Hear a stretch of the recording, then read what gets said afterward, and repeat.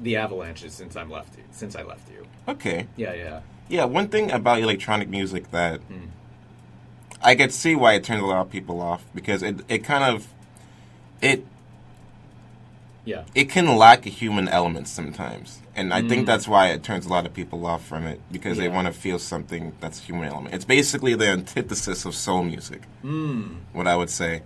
And this is what I think Oneotrix does. He takes those elements, like the very structural emotions that humans can feel. Yeah. He somehow finds a way to take that, but not go away from the electronic genre.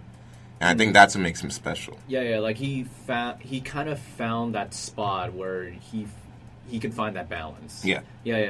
I see that. Especially with like R+7 as well. Ooh. Dang. That thing. Damn. So good. That was a good album. It was a really good album. Like, it's experimental, and at the same time, like, I think there's, like, at least some of the people I've introduced it to, like, of course they say it's weird, and at the same time, they're just like, there's something catchy about this. And I'm like, have you heard of Flying Lotus? And they're just like, not yet. I'm like, oh boy. And they're like, what album should I start off with? That's a good question. It's a good question. Yeah, because, like, it's either, because the trio right now is, Los Angeles, Cosmogramma, which is my personal favorite from his, and You're Dead. I personally think You're Dead is probably the more accessible one, because more singers and whatnot. Oh, yeah, it's definitely more, I want to use the right word. It definitely appeals to a more larger audience because of the features on it, like Kendrick Lamar. Oh, yeah, Thundercat. Thundercat. I'm trying to think of who else was there. Who else was on that album? Hey, that's a good question. That was a damn good album. I remember when I was a freshman in college. Yeah. That was the album I listened to literally every single day on the way to school. Yeah. And then there was this chicken and waffle restaurant next to my school, and I would literally go there every single day, and then I'd go in there and be playing that album over the intercom at the chicken and waffle restaurant. Ooh. So it was like this album would follow me wherever I go. You ever have like music and you just listen to it and it's just like, this reminds me of a time and place I was in my life. Are you talking about nostalgia? Are you talking about the nostalgia factor? Yes. Okay, yeah. Yes. I feel you on that. Yeah. Yeah, that was me with Jimmy Eat World, the first album.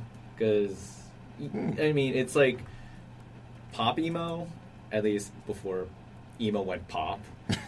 It's like one of those things where it always stayed with me since childhood and then teenage years, and then I revisit that album back and listening to Bleed American, Sweetness. I mean, of course, The Middle, because it's a childhood song. For me, like, just listening to that song, Sweetness, always gives me like really good, happy vibes. Just like, wow. I remember when I was a kid, I danced to this song. It was hardcore back then. Oh my gosh, I have. There's so much music I could just like. I listen to and just like, wow. Yeah. Like this immediately brings back a memory. It's like the smell of sunblock. Oh, or like you ever have smells that you get those nostalgia factors? Yeah. So like sunblock, it always reminds me of, I was in marching band in high school. Yeah. And we had this 2 weeks of hell called band camp. Right. And basically we were out in 110 degrees outside playing instruments, being nerds. I am so sorry. And basically I had to wear sunblock. And that smell reminds me of band camp. Oh my gosh. So it's just reminiscent of those times. So what, you just hear like horns or like your lips touching like the hot brass instrument? It's just like, oh wow, sunblock. Honestly, what reminds me of band camp more than that is whenever I walk by you know the pyramid? Yeah, you know the pyramid. Of course. Whenever I walk by the pyramid here on campus at Cal State Long Beach, well, if you're not familiar with Cal State Long Beach, we have a giant pyramid. It's blue, and you can see it from the 405 and the 605 freeway. It's ginormous. Essentially, whenever I walk by that pyramid, I always hear trumpets and trombones and brass instruments. Right. And that by itself reminds me of band camp. So I make it a duty to myself to stay away from that building as far as possible. Because I do not want to think about that at all. I feel like there's some repressed memories going in there. It's like some kind of effed up thing happened at band camp. Nah, it's not bad. It's not like all this stuff you see in like the movies and stuff. It's just like, it's kind of like you think about a job you really didn't like.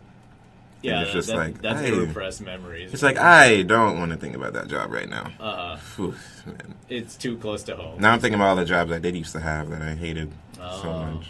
Oh, gosh. Mm. Wow. Dang. I didn't even want to get started with that. It's okay. You have me. We could talk more about IDM. You know,